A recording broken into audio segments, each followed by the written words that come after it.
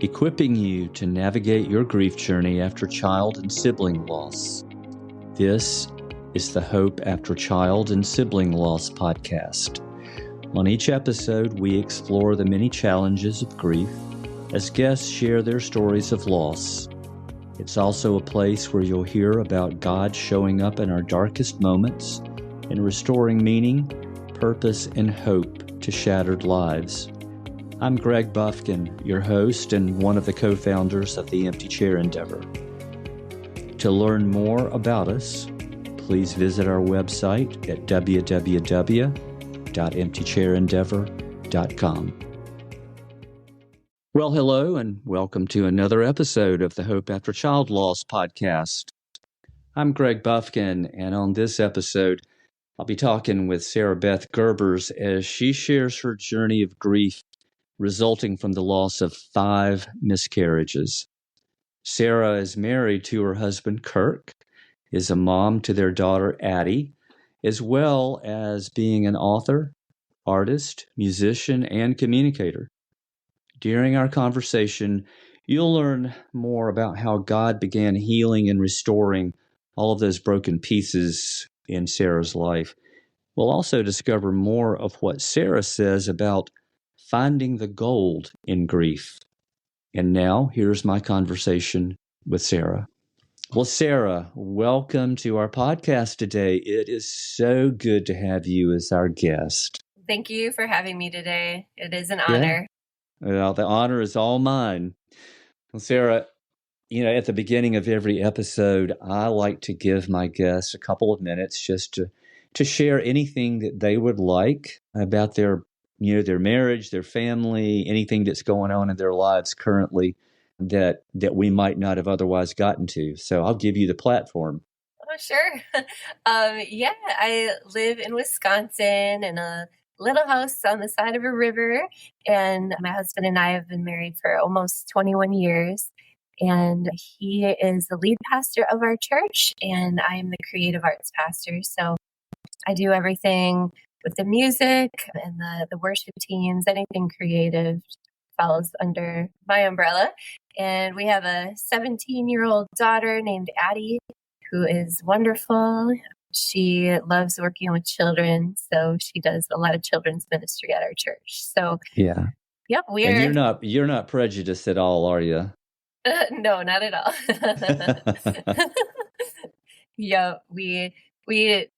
We love working in ministry. We've been, we got married and 2 weeks later entered ministry, and we've been going at it ever since. Wow, you are a busy lady. Yes. And that doesn't even include any of your writing. Yes, I am an author as well, a new author. Yeah. When was your book published? We'll talk about it later, but it was recently published, right? Yes, it was published in November of 2024. So that is fresh. That's pretty recent. Yes, it is. Yeah. That's great. Yeah. So we'll get back to that later on in our conversation, but I just wanted to make sure that that people heard, our listeners heard that at the outset. So stay tuned. Yes. Sarah, what I'd like for you to do is just take us back and tell us a little bit about your story, because for those who heard the introduction, I mentioned that Sarah has suffered through 5 miscarriages. Yes. That, by anybody's standards, that is just too much. Mm-hmm. Yeah. Yeah. When we first got married, we actually didn't want children. No? No, we didn't. And we were about 4 years into marriage, and my husband's sister passed away very unexpectedly. She was 29 at the time. And gosh. Yeah, she was a young wife, a young mom, 2-year-old and a 4-year-old. And she just got really sick. It's actually still kind of a mystery as to what really caused it. They say lupus, but we're not exactly sure. But she was gone very quickly. And it was after that we sat down and we talked about how life is so short and we didn't want to live it for ourselves anymore. So it was still a little bit of time after that we took some time. And then in 2007, we got pregnant with our daughter, Addie. And she was our first pregnancy. She was actually a threatened miscarriage. We almost lost her a couple times. But we didn't realize exactly how much of a miracle she was. After she was about 2, we decided let's grow our family again. And that's when we began experiencing the miscarriages. And, we went through testing and nothing conclusive was coming up. We were doing everything correctly that they were saying we should do. And we just suffered loss after loss after loss. And yeah. But yeah. What was the span of time of these 5 losses, Sarah? The span of time was about 3 or 4 years. I don't remember exactly, but it was over the course of a few years. Yeah, I mean, I can't imagine. Kathy and I experienced a couple of miscarriages in between our daughter and our son. But I can't imagine trying to navigate that, and even, I mean, how do you process something like that 5 times? How did you do that, Sarah? Well, it felt like a bunch of blows, that at times I didn't process it, Yeah. So it was very difficult. There were many times of wondering, is God good? Why is he allowing this to happen? Does he hear me? Does he care? Is this some sort of punishment? All those things roll through your mind. And of course. So yeah, there were definitely times where I had trouble functioning. It's disorienting. And, we were working in ministry at the time. I was still leading worship. And I just remember leading worship from the platform wondering, it felt kind of like empty words at times, because my heart posture was a hurt heart posture. Yeah. So you're going through the motions. You're doing all of this in your role as, one of the pastors on staff, and you have a young daughter. Yeah. Doing all of that while being impacted by all of this trauma, because that, to lose one child is almost too much trauma for a parent to bear. Yeah. And even though you never got to meet any of these children, they're still a part of you, and you still carry their DNA. Right. All 5 of them. Yes. That's a lot of trauma and pain for a mom's heart. Right. Yeah, it was very difficult physically and mentally and spiritually in all of the ways. And I became so wrapped up in it that I was so focused on what I didn't have that I wasn't paying attention to what I did have right in front of me, Yeah, it's easy to happen. Did you feel like at any point that grief might actually have been becoming your identity? Yeah, definitely at times. When you're so focused on what you don't have, that can become your identity too. You're so desperate to have what you think you should have that becomes the lens that you see everything through. Yeah. Yeah, I do understand some of that because of what we experienced. You talked about the impact, and we often, with other guests, talk about the physical, the mental, the emotional, the spiritual impact that you just referred to. For you, Sarah, how did that manifest for you? What did you experience more of any of those 4, or was it pretty much all of the above? And what did that look like as far as the kind of symptoms that it produced in your life? Say it was probably pretty even across the board. Yeah. And they seem to just be all tied together like a braid, I think that at times I let it definitely get between me and the Lord. And so I think that the symptoms, apart from like obvious physical symptoms, spiritual symptoms would just be like an emptiness, like you're a leader who's running on empty, wondering for yourself if God is good and needing help for yourself, but feeling a little too prideful to ask for it, you know? Yeah. Yeah, I think that describes all of us Right. at one time or another. Yes. And that's a time when we do need other people desperately. Sometimes we don't even realize how much so until we can look back in retrospect. Right. For you, Sarah, you said that it did affect you physically. What did that look like for you? Because I know that there are parents that are grieving, listening today, and they're dealing with any number of symptoms. And sometimes they wonder, is it grief, or is this a separate entity that has nothing to do with the grief? Am I going crazy? Or is it grief brain? Yeah. Those sorts of things. Are there any of those that you really wrestled with? I think the main thing to wrestle with is just how grief disorients you.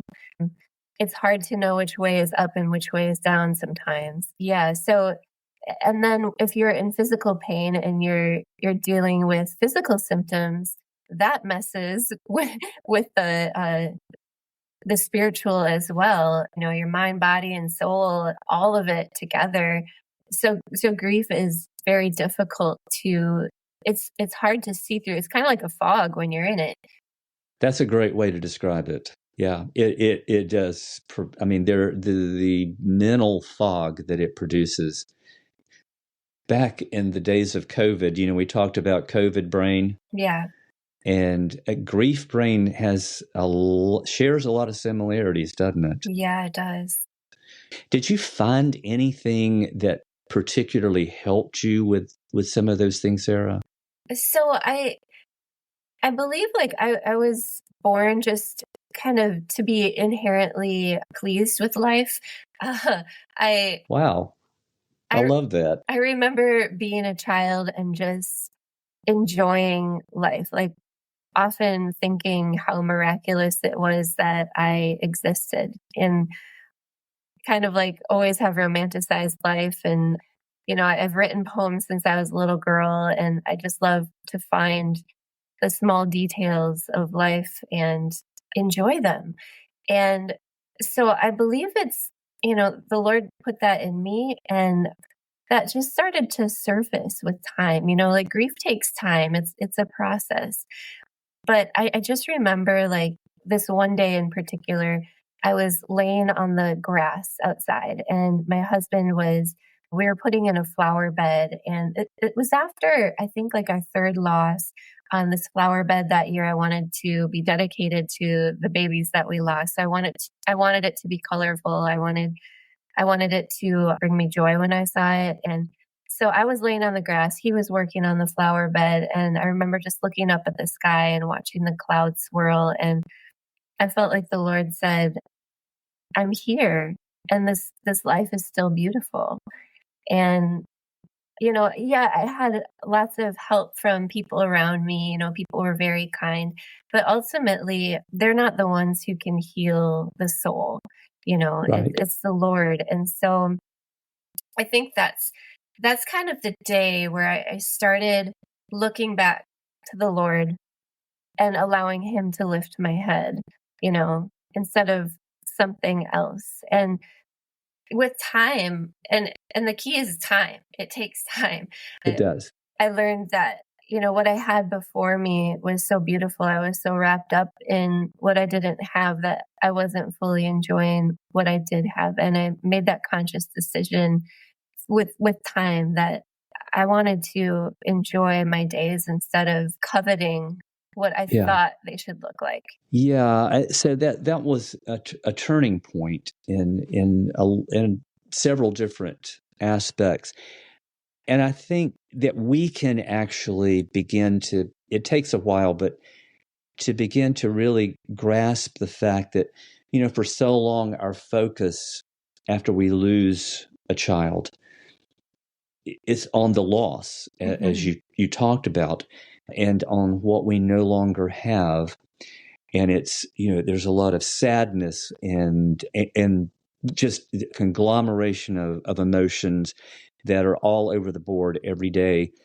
And then it seems as though there comes a point, and it's not always exactly like you described, where it happens in one day, but it's like one day you suddenly realize that your focus is beginning to turn more towards the life of your child, and in your case, more towards life after your losses, because you never got to meet your children, but you began to see that there was hope again, that there was life, there was meaning and purpose. Yeah. That's a very important place to find yourself. Yeah. Because it feels like new life has just been breathed into you again, doesn't it? Yes. Yeah. And, for the Christ follower, we have a great hope of eternal hope. Indeed, we do. And so it's easy to get wrapped up in the sorrows of this world, but they are just temporary, Yeah.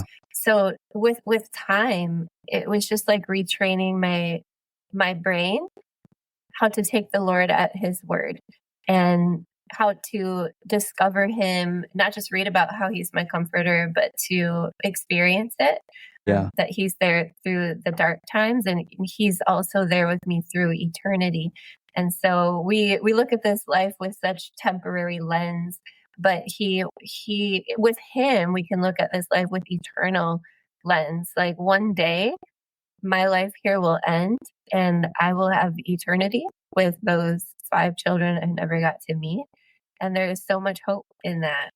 Yeah. Yeah, because actually for those of us who have a relationship with him, we know that hope actually is a person. It's Jesus Christ. Yeah. In the book of 1 Thessalonians, I believe it is, Scripture talks about how those of us who are in Christ don't grieve like those who are not, because we grieve with hope. Right.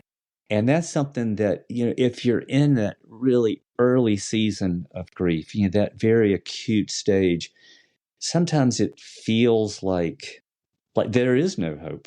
Right. It feels like you're in it alone, and it's never going to end, and it's never going to get any better. Mm-hmm. And it's a lonely place to be. But there is absolutely hope, and that the hope and the joy that we have can exist on the same plane with the grief. Yeah. I know you've experienced that. Yes, absolutely. It's not like suddenly you have the joy and the hope again and the grief is gone. Right. Oh, no, it's still there. We might have these griefs with us until we die, Exactly. Because people sometimes think you just have to get over your grief. But, right. Like that scripture doesn't say that we will never grieve. It assumes that we will grieve, but we grieve as those with hope. And so exactly. In the fog of grief, there is hope, because the Lord comes into those places and he is near, even when everything in you tells you he's not.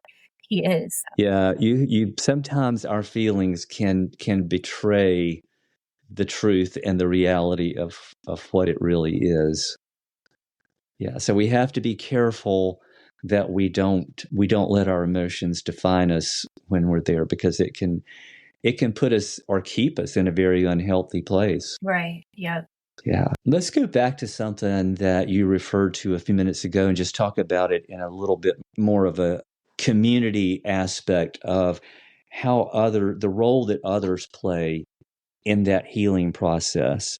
I think because initially, we're so traumatized and we're in such a state of shock that, we just want to, people talk about curling up in a ball, just being alive, but not doing any more than that. Just, hard to get out of bed. You don't want to get up and get a shower. It's just, sometimes people, talk about how they would rather life be over so they could go and be with their child. And it's so important to allow other people in so that they can help carry our grief. Yeah. And God wants to be a part of that as well, but he designed us for community, didn't he? He sure did, yes. So let's talk a little bit about what that looked like for you, Sarah, and what community looked like, and was that hard to do? How did people respond to you, and how did you respond to the people that that did want to help? Yeah, I think the most helpful people were the ones who simply showed that they cared. I had a friend come and she delivered a plant that would come back every year just to that I could plant it, and it would remind me of the child we just lost. And people who would just come and sit with you, without trying to come up with flowery words to make it better. So it was just the people who were there, and it's also important, the enemy likes to isolate and tell you that nobody else gets it. Nobody else, no one wants to hear about it. But it's very important to be vulnerable with the people in your circle and just say, hey, can you pray for me? Yeah. I mean, ultimately, those people are not the ones who will heal your soul, but those people can be there to help remind you that you're not alone. Sure. And I think sometimes we discount the importance of, just as you said, just simply offering the gift of your presence. But the other thing that we do that I think we benefit from in community, in a community of faith, is we can borrow from the faith of others. Yeah. When ours is at such a low point. That is very true. Yes. Yeah, just to have friends, godly friends who pray over you and pray for you. Yeah. Yeah. I'm curious. Sometimes you alluded to the fact that it's so unnecessary to try to find those magic flowery words or phrases that you think are going to help us. Yeah. And in fact, most often don't. From your experience, Sarah, is there anything that somebody said to you in those first 2 or 3 days that you still remember because it really helped? Or do you have more memories, good memories, of what people did to help you by simply showing up or by doing something practical? I don't remember any specific words, but I just remember the presence of people just being there. And now it has taught me that when people around me are hurting, I think the best thing that you can do is just say, I'm here. How are you doing? Just asking inquisitive questions like, how are your emotions today? I'm not dancing around it, but not giving these promises that aren't yours to give, but just simply, Right. how are you? I see you. I hear you. And not giving fixing words, but just present words. Right. Yeah, because we're not projects that need to be fixed to begin with. Right. And everybody needs to be heard. And that doesn't mean that they necessarily have to share words that day to be heard. You can sit with them. And because you chose to do that, and you chose not to try to offer something that just you don't have to offer, the fact that you sat with them and offered your presence with them, that's allowing them to be heard like they need to be heard that day. If they want to talk, they will. Very true. Yeah. Yes.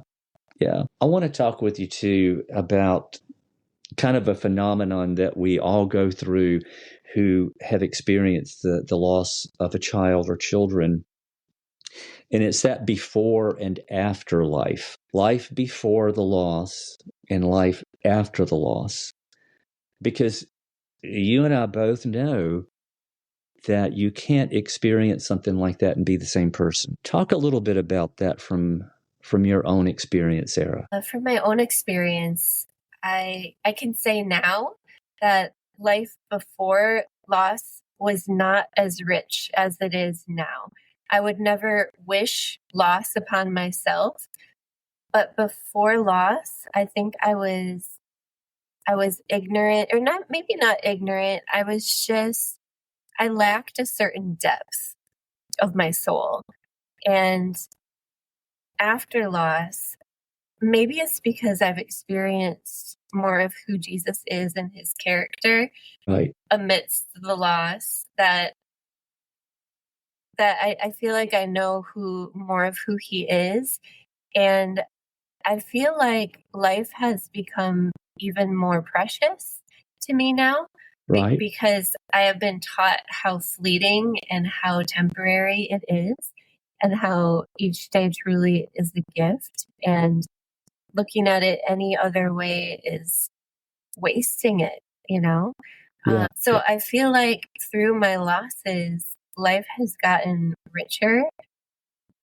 And, I've asked myself often, like, would I trade all of that experience just to have another child here? And I don't know the answer to that, honestly. But what I have right now are these experiences and a deeper knowledge of who Jesus is, and a deeper appreciation for the life that he's given to me. Yeah, that's so important. And I think it probably is difficult for some people to understand that if they haven't been where we've been. But it is true, and that question that you said you don't really know the answer to, I completely understand that. Do you think that you're a better version of Sarah today than you were prior to 2008, I think it was, or 2010, when you had your first miscarriage? Absolutely. I feel like I've relaxed a lot. I used to worry a lot. I used to try to control a lot. I feel like I'm a better version of myself because I'm a lot more relaxed. And I'm a human. I still struggle with worry and anxiety from time to time, but it's so much less than it's like I've just relaxed under God's care through the worst thing. Yeah. Yeah. For you, when you experience something that is one of maybe a parent's greatest fear, and that is losing a child, has that affected today the things that you fear, or how fear affects you? Yeah. I mean, I've thought, what if something happens to Addie? I won't be a mom anymore, Yeah. and different things like that will enter my mind. However, I was a full human being because of the Lord before I was even married or a mother. And I will still be a whole human being no matter what happens to me because of the Lord. So there's fears there. There's definitely things that cross my mind. However, like, I know now, going through things, I know that I will be okay no matter what. Right. Because of the hope that I have, even in grief. Yeah. That's a good way to put it. I mean, it's important that you have arrived at understanding that, because it really does help in the healing process, doesn't it? It does. And, like, everything that we have here on earth, including people, will not stay. Like, we will have grief. We can't hold on to the people around us so tightly, thinking that we will never lose them. We will, but the only thing that's constant in this shifting life is the Lord. And so, I can't imagine living life away from the Lord, because you're floundering. You don't have that anchor. But yeah, I'm with you. I've discovered, like, I've tethered myself to that anchor through the years because of all of this, even more tightly. So it's like him that I'm clinging to, and not all of the shifting circumstances around me. Yeah. We've talked a lot about your faith, about your relationship with the Lord. You knew him going into this. But what have you learned about him on your grief journey? in your healing journey that you didn't know about him before? I think I knew that he is joy, but I didn't experience the depths of his joy until he met me in my deepest hurts. And so I've truly come to enjoy Jesus as, he's not just like my father, he's not just a friend, he is like the joy of my life. Yeah. And so I knew that before, but I think now I know that, Right. Yep. I've been asked that a similar question, and one of the things that I have said in response to it was, I knew that God was good before we lost Ryan. I mean, like you said, I knew that mentally. Yeah.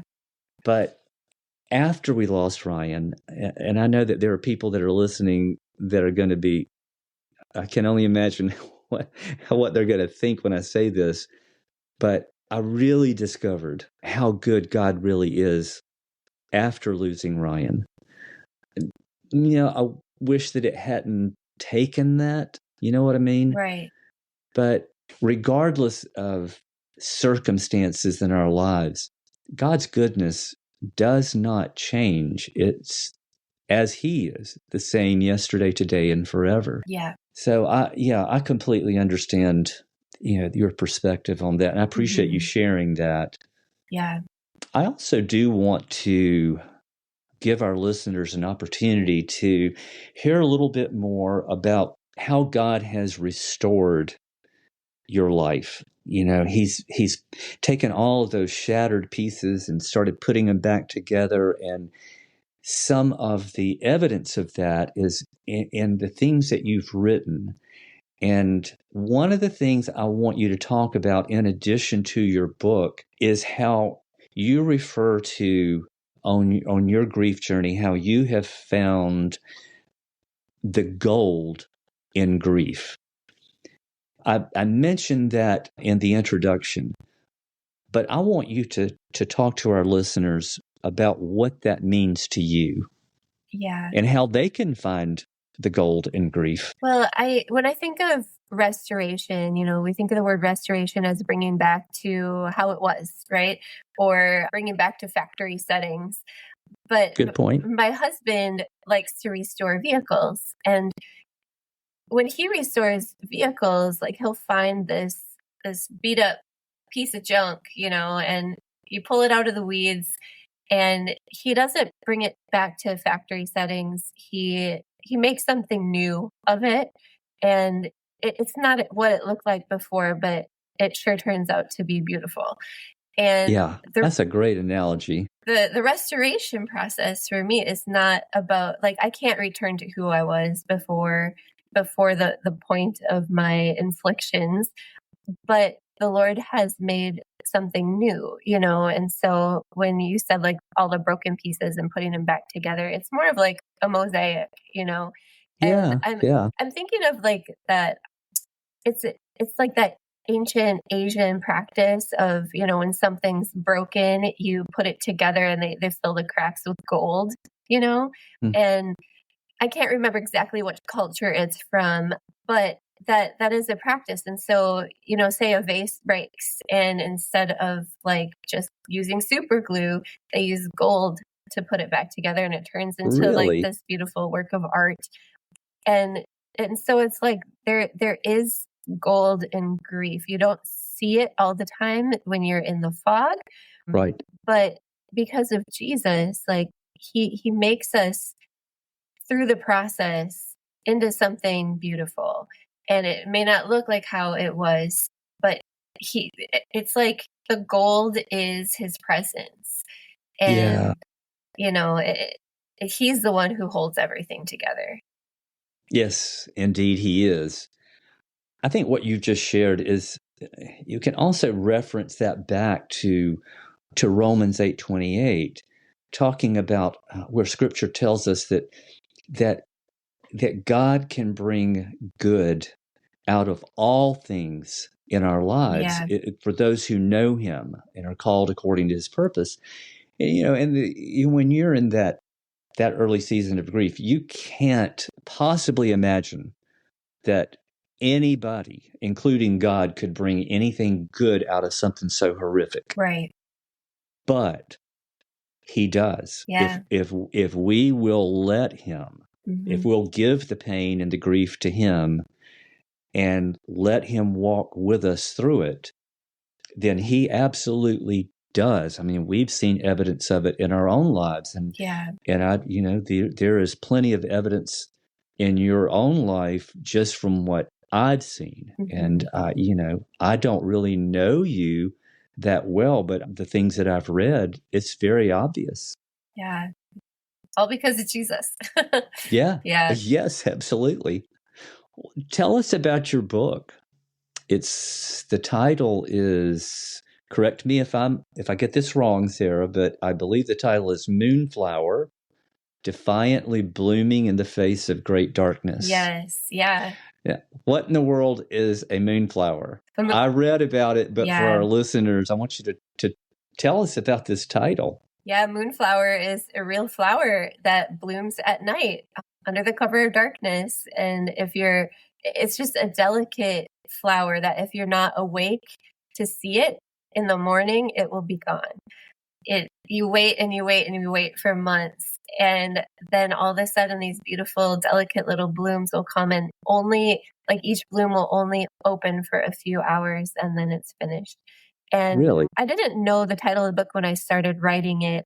After my husband's sister passed away, about a year after that, I had a dream about heaven. And my husband said for years, that's going to be in a book one day. And I was like, yeah, what am I going to write about it? Yeah. Then as our story just unfolded and more experiences came my way, I was like, you know what? I think I need to start writing. So I started writing that piece. And then with time, the whole book just bloomed around that story. And so Moonflower follows the path, the theme of an actual moonflower through the 4 seasons, through spring, summer, fall, and winter.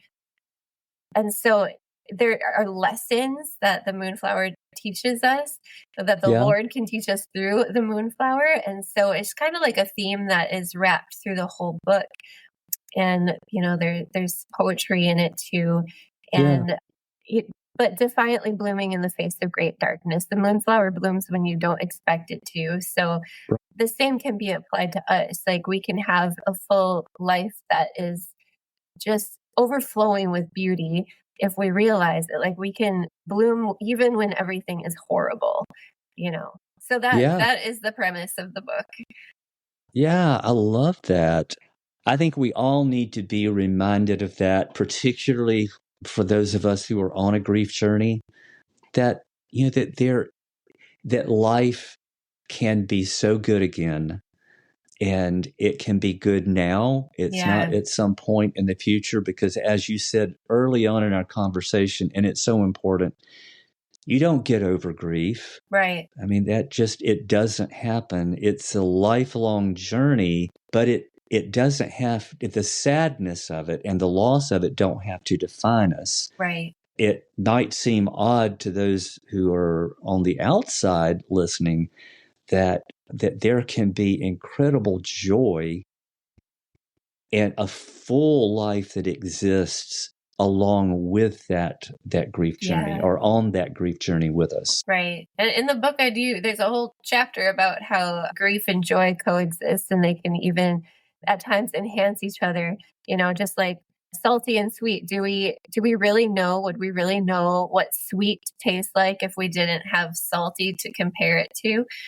Ooh, good point. So there's a whole chapter about that, but they exist together, and that is life. Yeah. And we both know too that very often, most often, we don't grow in our relationship with the Lord when things are, when there's no difficulty present, when everything is just as we think about it, everything is good, life is wonderful, there are no challenges. But when we face those challenges or hardships or pain or loss, man, if we give him that all of that, we can get to know him so much better.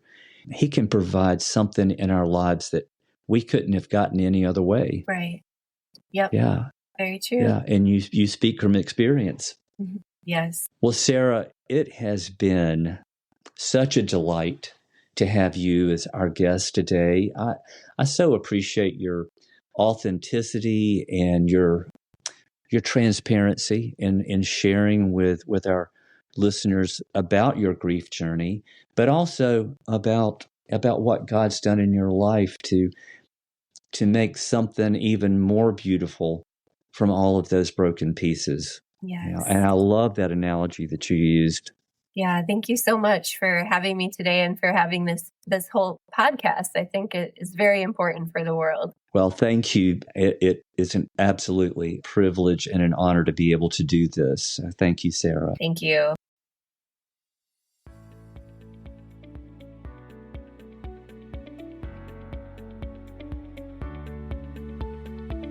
Well, thank you for joining us today. If you would like to offer your thoughts on today's episode, simply click the link under the episode summary. And if you're interested in sharing your story on a future episode, email us using the provided link. Join us again in 2 weeks to hear another story of how God meets us in our pain, creates something beautiful from the broken pieces, and restores meaning, purpose, and hope.